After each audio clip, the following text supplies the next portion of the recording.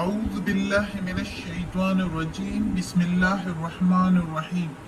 میری محترم ماں، پیاری بہنوں اور بیٹیوں، السلام علیکم۔ آج ہم انشاءاللہ تلاوت کریں گے اپنے اگلے سبق کی، جو کہ ہے سورہ انعام کی آیت نمبر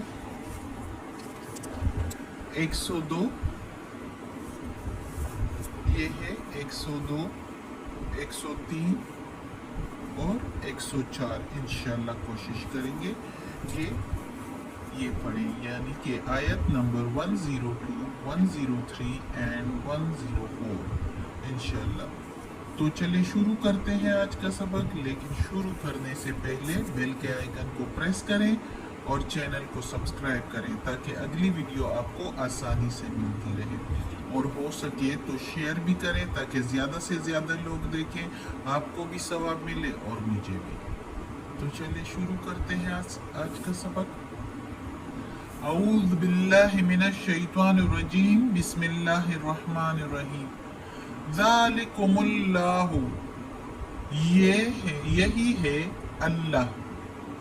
ربکم، رب ہے تمہارا، رب کم کے میننگ تمہارا، لا الہ نہیں ہے کوئی معبود، الا سوائے ہوا اس کے، اللہ سوائے اس کے، نہیں ہے کوئی معبود سوائے اس کے، خالق پیدا کرنے والا ہے، کل ہر ایک، شیئن چیز کو، فاعبدوہ فاعبدو پس عبادت کرو اس کی، او کے میننگ اس کی، فا کے میننگ پس، عبدو کے میننگ بندگی، عبادت، فاعبدو پس بندگی کرو یا پس عبادت کرو اس کی یعنی اللہ کی، وہوا اور وہی ذات پاک ہے، علی اوپر، کل ہر، شیئن چیز کے، شیئن وکیل ہر چیز پر کارساز ہے، ہر چیز پر نگہبان ہے۔ اب اس آیت میں یہ پچھلی آیت سے جڑا ہوا ہے اس کا کانسیپٹ، کہ جس طرح اللہ تعالیٰ کہتا ہے کہ وہی ذات پاک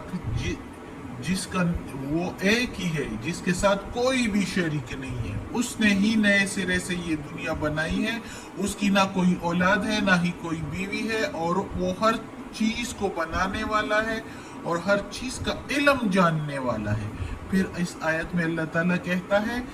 یہی ہے اللہ، جس کے ساتھ کوئی کسی کا رشتہ نہیں، اس سارے اس کے بندے ہیں، اس کی عبادت کریں، اللہ معبود ہے ہمارا۔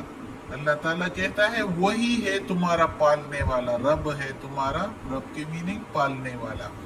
تو یہی اللہ تمہارا پالنے والا ہے، اس کے سوا کوئی بھی معبود نہیں ہے۔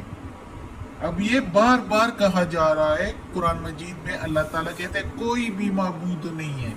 یہ بت شت زیارت وغیرہ، پیر مرید، یہ جو کوئی بھی ہے، یہ سارے جو ہے اللہ تعالیٰ کہتا ہے کہ اللہ کے ساتھ کوئی بھی معبود نہیں ہے، کوئی بھی شریک نہیں ہے، اکیلا اللہ واحد عبادت کے لائق ہے، معبود ہے، جو لوگوں نے اپنے آپ سے بنائے ہوئے، جس کی کوئی سند اس قرآن مجید کا جتنا ترجمہ آج تک ہم نے پڑھا ہے، اس میں کہیں بھی یہ نہیں آیا ابھی تک کہ اللہ کے ساتھ کوئی اور بھی معبود ہے، اللہ کے ساتھ کوئی اور بھی شریک ہے، کوئی نہیں، اللہ اکیلا واحد معبود ہے، اور پیغمبر اس نے بھیجے ہیں اپنا پیغام پہنچانے کے لیے، ان کی بھی عبادت کرنا اللہ تعالیٰ نے منع فرمایا ہے۔ وہ خود اللہ تعالیٰ کی عبادت کرنے والے اور اللہ تعالیٰ کے شکر گزار بندے تھے، نیک بندے تھے، اور جنت حاصل کرنے کے لیے اور اللہ کے سیدھے راستے پر چلنے کے لیے اور منزل تک سیدھے راستے پر پہنچ کر جنت حاصل کرنے کے لیے اللہ تعالیٰ کے نیک بندے تھے، اور اس منصب کے لیے، پیغمبری کے منصب کے لیے موضوع تھے، جن کو اللہ نے اپنے بندوں میں چن لیا تھا۔ وہ معبود نہیں تھے، وہ پیغمبر تھے، تو اللہ تعالیٰ کہتا ہے کہ اللہ کے سوا کوئی معبود نہیں ہے، وہ ہر چیز کا پیدا کرنے والا وہی ہے، بس اسی کی بندگی کرو اور کسی کی بھی نہیں۔ جب پیغمبروں کی نہیں کرنے دی اللہ تعالیٰ نے تو پھر دوسری چیزوں کو تو دور کی بات ہے۔ جو لوگ اپنے آپ سے بناتے ہیں کہ یہ معبود ہے، یہ بھی اللہ کے ساتھ ہے، یہ اللہ سے ہماری سفارش کروائے گئے، نہیں نہیں نہیں، کچھ بھی نہیں۔ اللہ اکیلا معبود ہے، اللہ خود سب کچھ دیتا ہے، اللہ سے خود ڈائریکٹ مانگو، کسی کے تھرو کیوں مانگو؟ سب کیا پتہ چلتا ہے جس کے تھرو ہم مانگتے ہیں وہ اللہ کا ناپسندیدہ مخلوق ہو، یہ تو اللہ خوب جانتا ہے۔ اور ہم خود مانگے تو اللہ کو زیادہ پسند ہے یہ کہ ہم اللہ سے خود مانگے، اللہ تعالیٰ سے ڈائریکٹ مانگو، اللہ کی عبادت کرو۔ ہمیں چاہیے کہ ہم سب اللہ کی عبادت کریں، یہ اللہ کہتا ہے، بس اس کی عبادت کرو، یعنی اللہ کی عبادت کرو جس نے ہر چیز کو پیدا کیا، اور وہی ہر چیز پر کارساز ہے، وہی ہر چیز پر نگہبان ہے، ہر چیز کا پیدا کرنے والا اور پھر اس پر نگہبانی کرنے والا، اس کی ہر چیز پر کارساز ہے، یعنی مخلوق کے جو بھی ضروریات اور جو بھی ان کے کام اور جو ان کے ارد گرد کا ماحول، جو کچھ بھی ہے، جو ہمارے مشکلات ہیں، جو ہماری خوشیاں ہیں، جو ہمارے جو بھی ارد گرد کا ماحول ہے، وہ اس پر کارساز اور نگہبان ہمارا اللہ ہے۔ وہی پیدا کیا ہے اسی نے، اور وہی ہمارا پالنے والا ہے، وہی نگہبان ہے، کوئی اور اس کے آگے وکیل نہیں ہے ہمارے لیے۔ اس لیے یہ جو ہم بہت سے لوگ کہتے ہیں کہ یہ ہمارے لیے سفارش کریں گے، ہم اس کو پوچھتے ہیں، اس کی بندگی کرتے ہیں، اس سے مانگتے ہیں، یہ ہمارے لیے سفارش کریں گے، نہیں۔ اللہ تعالیٰ کہتا ہے خود مانگو، کوئی اور کیوں کسی اور سے کیوں مانگتے ہو؟ یہ اللہ کو اچھا ہی نہیں لگتا کہ ہم کسی اور سے مانگ کے اور اسے کہیں کہ اللہ سے ہمارے لیے یہ مانگو، یہ اللہ کو پسند ہی نہیں ہے۔ اللہ سے خود مانگو، کیونکہ اللہ کہتا ہے تم مجھ سے کیوں مانگ رہے ہو؟ مجھ سے مانگو، میں دینے والا ہوں۔ تو اللہ سب چیزوں پر، ہر ایک چیز پر کارساز ہے۔ اب اگلی آیت میں ہے لا تدرکہ، نہیں تم پا سکتے یا نہیں تم ادراک کر سکتے، لا تدرکہ الابصار، نہیں تم پا سکتے آنکھوں کو، یا نہیں تمہاری آنکھیں پا سکتی، وہ ہوا اور وہ یدرک الابصار، اور وہ پا سکتا ہے تمہاری آنکھوں کو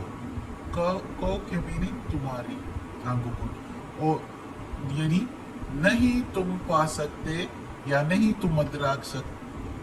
تمہاری آنکھیں ادراک کر سکتی یا پا سکتی اس کو، یعنی اللہ کو، وہ ہوا یدرک الابصار، اور وہ تمہاری آنکھوں کو دیکھ سکتا ہے، ادراک کر سکتا ہے، یا نہیں تم پا سکتے اس کی آنکھوں کو، یا نہیں تمہاری آنکھیں پا سکتی ہے اس کو، تدرکہ اس کو پا سکتی ہے اس کو، ابصار آنکھیں تمہاری یا نظر تمہاری یا نگاہیں تمہاری، اور تمہاری آنکھوں کو وہ دیکھ سکتا ہے، وہ ہوا اور وہی، وہ اللطیف الخبیر، اور وہی باریک بین خبر رکھنے والا ہے، یعنی باریک سے باریک، مائنوٹ سے مائنوٹ چیز کو وہ دیکھ سکتا ہے، اس کا خبر وہ رکھ سکتا ہے، وہ رکھتا ہے اس کی خبر۔ اب اس آیت میں اللہ تعالیٰ کہتا ہے کہ تمہاری آنکھیں مجھے نہیں دیکھ پا رہی، یعنی نہیں پا سکتی اس کو، تمہاری آنکھیں، تمہاری نگاہیں،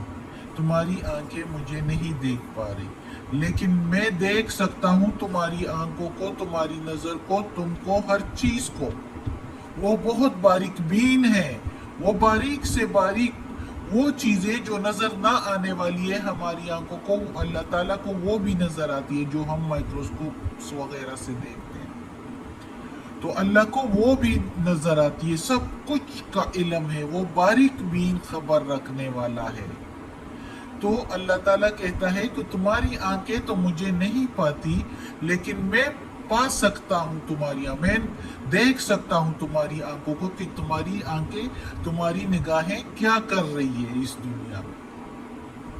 اس کے کیا احوال ہے، کس چیز کو وہ مسرور ہو کر دیکھ رہی ہے، کس چیز کو وہ خوش ہو کر دیکھ رہی ہے، کس چیز میں وہ انٹرسٹ لے رہی ہے، لیکن تمہاری آنکھیں مجھے نہیں دیکھ پا رہی کہ میری نظر ہے تم پر۔ اب اگلی آیت میں ہے قد جاءکم، تحقیق آئی تمہارے پاس، بصائر، بصارت، سمجھ، من ربکم، تمہارے رب کی طرف سے، فمن، پس جو کوئی، ابصرا، دیکھ سکا، فلنفسہ، پس اس کی جان کے لیے ہے، ومن، اور جو کوئی، عمیہ، اندھا رہا، فعلیہا، پس اس کے اوپر ہے، پس فا کے میننگ پس علیہ، اوپر، ہا اس کے، یعنی اس کا نقصان اس کے اوپر ہے اگر کوئی اندھا رہا، وما، اور نہیں، انا، میں، علیکم، اوپر تمہارے، بحفیظ، نگہبان، حفاظت کرنے والا بھی ہو سکتا ہے، اور نگہبان ادھر ہم لکھیں گے۔ اب اس آیت میں، یہ آیت اس کے ساتھ جڑی ہوئی ہے، ٹائم کم تھا لیکن میں نے اس لیے پڑھا کہ یہ اس کے ساتھ ہی پڑھنا ہے۔ تحقیق اللہ تعالیٰ کہتا ہے کہ تمہارے پاس سمجھ آ پہنچی ہے، یعنی اللہ تعالیٰ نے تمہیں بصارت دی ہوئی ہے، سمجھ دی اور دماغ دیا ہوا ہے تمہارے رب کی طرف سے، یعنی اللہ نے تمہیں دیا ہے، پس جو کوئی اس کو دیکھے، اللہ کی نشانیوں کو اللہ تعالیٰ نے سمجھ دی ہے، اور ارد گرد اللہ کی نشانیاں، ہمارے آگے پیچھے ہر چیز میں اللہ کی نشانی ہے، ہر چیز میں اللہ تعالیٰ موجود ہے، اللہ تعالیٰ نظر آتا ہے اگر ہم اس پر غور کریں، اور جو ہمیں اللہ تعالیٰ نے دل و دماغ دیا ہے اس سے غور و فکر کریں تو ہمیں سب کچھ نظر آ جائے گا کہ اللہ موجود ہے، کوئی ہستی ہے جس نے یہ سب کچھ بنایا ہے، غور و فکر کرے۔ پھر یہ اللہ نے قرآن بھیجا ہے، اس قرآن میں اللہ تعالیٰ نے سب کچھ آسانی فرما دی ہے ہمارے لیے، وہ چیزیں بھی ہماری سمجھ میں آ گئی جو ہمیں سمجھ نہیں آ سکتی تھی، تو اللہ تعالیٰ نے بصارت اور سمجھ دی ہوئی ہے، ہر چیز میں اللہ کی جھلک نظر آ رہی ہے، بس جو کوئی اسے دیکھ لیتا ہے، پا لیتا ہے، اور وہ جو ہے اللہ کے سیدھے راستے پر چل پڑتا ہے، تو اس کی بھلائی اس کی جان پر ہے، اور جو کوئی اس کو جو ہے اندھا بن جاتا ہے اس سے، اور اس کو نہیں دیکھ پاتا اور چھوڑ دیتا ہے، اور دنیا کی گہما گہمی میں اور رونق میں جو ہے وہ غرق ہو جاتا ہے، اور دنیا کی رونقوں کے پیچھے لگ پڑتا ہے، اور اللہ تعالیٰ کے سیدھے راستے پر نہیں چلتا، تو وہ اس سے اندھا رہ جاتا ہے، تو اس کا نقصان بھی اسی پر ہے، کسی اور پر نہیں، اس کا نقصان اس پر ہے، اور اس کی منزل دوزخ۔ استغفر اللہ، اللہ بچائے ہم سب انسانیت کو اللہ نیک راستے پر چلائے۔ اور اللہ تعالیٰ کہتا ہے کہ میں تم پر زبردستی نہیں کر سکتا، جب سب کچھ میں نے تمہیں پرووائڈ کر دیا ہے، اور تم لوگ دیکھ سکتے ہو اور پڑھ سکتے ہو یہ قرآن مجید، اور اپنے ماحول کو بھی دے سکتے ہو جہاں ہر چیز میں اللہ کی موجودگی جھلک رہی ہے، اور پھر بھی تم اس پر عمل نہیں کرتے، اس قرآن پر عمل نہیں کرتے، اس کو ترجمے سے نہیں پڑھتے، کہ ہر زبان میں اب اس کی ٹرانسلیشن ہے، اگر کوئی نہیں پڑھتا تو یہ پھر اس سے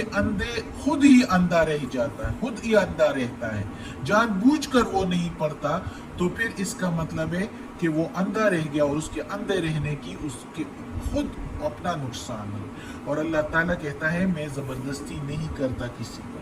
جو خود آتا ہے میرے راستے پر تو میں اس کو آگے بڑھ کے ویلکم کرتا ہوں، لیکن جو کوئی نہیں آتا اندھا رہ جاتا ہے، خود ہی اندھا بن کے دنیا کی رونقوں کے پیچھے رہ جاتا ہے، لگ جاتا ہے، تو پھر اس کے پر میں اس کو مجبور نہیں کرتا، میں نے انسان کو خود مختار چھوڑا ہے۔ صدق اللہ العظیم۔ آج کا سبق ختم ہوتا ہے۔ اللہ ہمیں اس قرآن کا ترجمہ مکمل کرنے کی توفیق دے اور اس پر عمل کرنے کی توفیق دے، آمین ثم آمین۔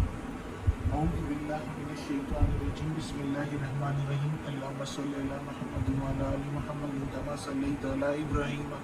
وعلی آل ابراہیم انک حمید مجید۔ اللہم بارک علی محمد وعلی آل محمد کما بارکت علی ابراہیم وعلی آل ابراہیم انک حمید مجید۔ اللہم ربنا آتنا فی الدنیا حسنہ وفی الآخرۃ حسنہ وقنا عذاب النار۔ اللہم ربنا ظلمنا انفسنا وان لم تغفر لنا وترحمنا لنکونن من الخاسرین۔ یا اللہ، یا پروردگار، یا رب العالمین، یا مالک یوم الدین، یا اللہ کل شیء قدیر، یا اللہ ہمیں، ہمارے والدین کو، ہمارے گھر والوں کو، ہمارے رشتہ داروں کو، ہمارے بھائی بہنوں کو، ہمارے